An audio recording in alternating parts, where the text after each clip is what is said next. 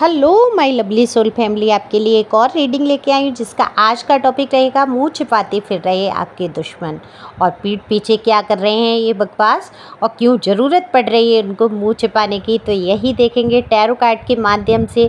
और ये general reading रहने वाली है, आपसे रेजोनेट हो भी सकती है, नहीं जितना आपसे रेजोनेट होती है वो वाकई आपके लिए होती है, बाकी किसी अन्य के लिए समझे, क्योंकि एनर्जी को पिक करके ही ये रीडिंग की जाती है।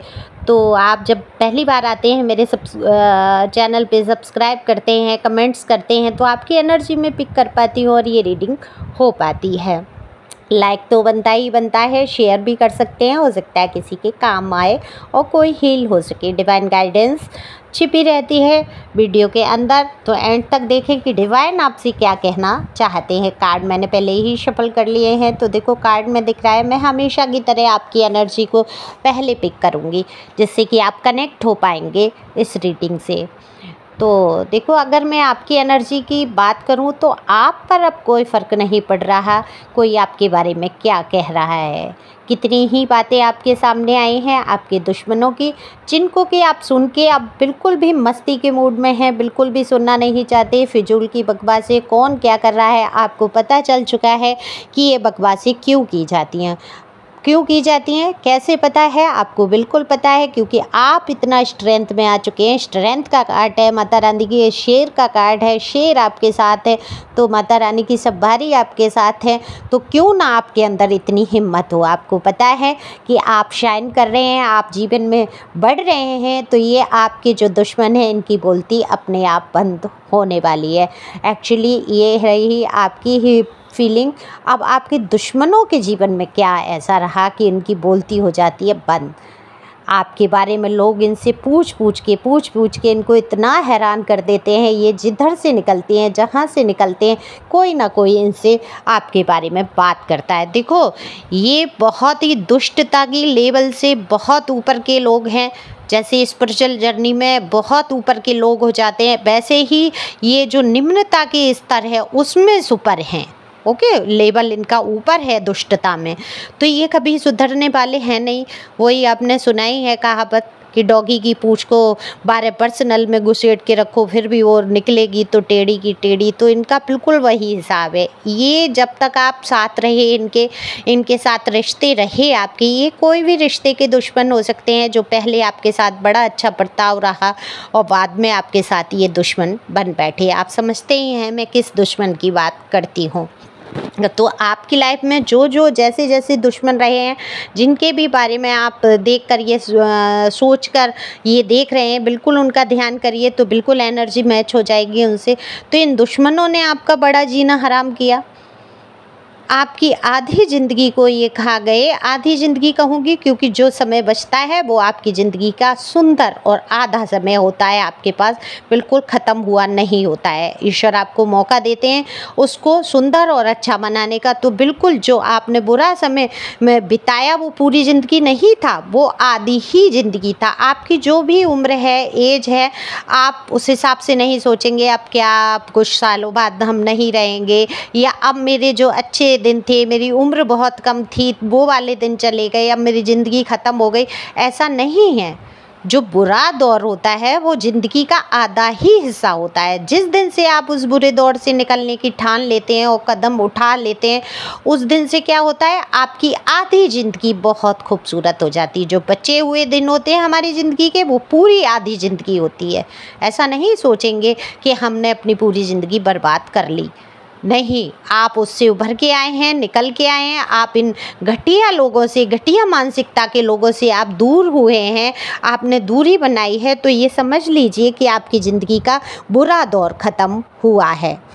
देखो, कितने ही लोग आप में से हैं, कितना प्यार ऐसे लोगों को भी कर बैठे हैं कि इनके लिए अच्छाई चाहना, इनके लिए कभी बुरा नहीं सोचना, कभी बद्दुआएं नहीं देना, कहना चलो ठीक है इसने जो किया कर्मा था, कार्मिक थे, या ये थे वो थे, ये कर करके आप मन को बहला के और इनको दिमाग से दूर करते हैं। लेकिन इन्होंने आपको इतना मजबूर कर दिया अपने से दूर जाने के लिए, पता नहीं क्या इनके मन में ऐसी चालें रही आप लोगों के लिए कि आपको इन्होंने दूर किया।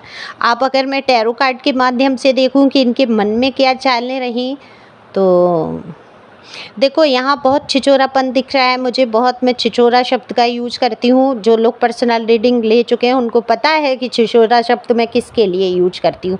सॉरी, अगर किसी के पार्टनर की यहाँ पर तुलना छिछोरेपन से हो रही है तो उनके लिए मैं माफ़ी चाहूँगी। अगर आपके जीवन में वो रहे हैं तो उन्होंने बिल्कुल घटियापंती की हदों को पार किया है, छिछोरापन दिखाया। छिछोरापन ये होता है इधर भी मुँह मार लिया, उधर भी चले गए, इससे भी रिलेशन बना लिया, उसके साथ बना लिया, चाहे वो लड़के हुए चाहे लड़की हो। देखो मेल फीमेल दोनों के लिए ये है।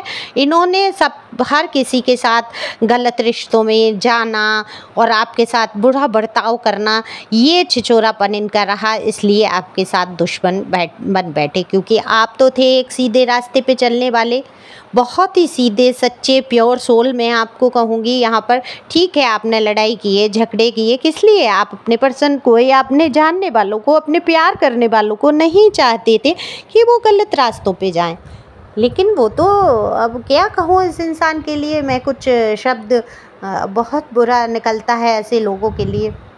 आप क्या कर रहे हैं? ये मुंह तो छिपा रहे हैं इसी कारण से कि लोग आपके बारे में पूछते हैं, लोग आपको भी समझते हैं कि आप कितने अच्छे हैं, कितने सत्मार्ग पर चलने वाले हैं।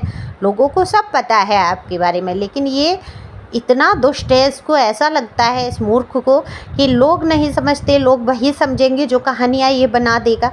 तो पीठ पीछे आपको बदनाम करने की कोशिश, आपके बारे में उल्टा सीधा बोलने की कोशिश करना। और देखो जब आप साथ में रहे तब तो इसने बहुत ही दुखी किया है, बहुत ही हद से ज़्यादा आपके साथ आपको इतना नीचे गिराया कि आपको लगा कि आपका जीवन ख़त्म हो गया, अब आप जीवन में कुछ नहीं कर पाएंगे।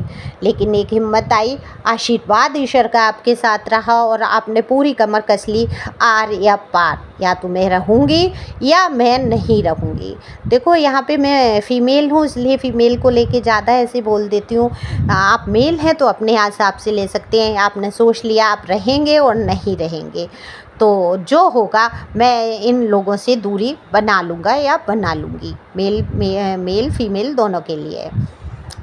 तो ये अब हुआ क्या, ये मुँह दिखाने लायक नहीं रहे, लेकिन ये तो बहुत ही कमीने टाइप के हैं, इनको शर्म भी नहीं है, निर्लज्ज हैं ये, इनको ये शर्म नहीं आती कि लोगों को सब कुछ पता है। ये आखिर कब तक कहानियाँ बनाएंगे, कब तक लोगों को झूठे भ्रम में डालेंगे? लोग सब पता रखते हैं, जो आपको चाहने वाले हैं, जो आपको जानने वाले हैं, कहीं ना कहीं आपके बारे में पता रखते हैं कि आप किस रास्ते पर जा रहे हैं। तो लोगों को दिखा है कि आपने सही रास्ते अपनाए हैं, लेकिन इस इंसान ने बकवास करने में कोई कसर नहीं छोड़ी है। इसने ही नहीं, इसका एक ग्रुप है, देखो बहुत छोटा और घटिया लोग जो होते हैं ना, उनकी मानसिकता उतने ही ग्रुप के लोगों के साथ होती है जितने 4 लोग कहते हैं जो घटिया टाइप के होते हैं, वो मिल गए और आपस में बातें कर ली। बाकी अन्य लोग आपके बारे में कोई फिजूल बकवास नहीं करता आपकी पीठ पीछे। ये ज़रूर लोगों से आपके बारे में उल्टा सीधा बोलने की कोशिश करता है। सुधार बिल्कुल भी यहाँ नज़र नहीं आ रहा है कि ये सुधर गया। रोता ज़रूर है, परेशान हो जाता है ये इंसान। जो अगर आप अपने किसी पार्टनर के बारे में देख रहे हैं, बिल्कुल बेचैनी रही है, लेकिन ये बेचैनी किस लिए? बेचैनी फिजूल की बेचैनी, लोगों को दिखाने के लिए बेचैन कि आपसे प्यार बिल्कुल नहीं, यहाँ प्यार दिख रहा है मुझे।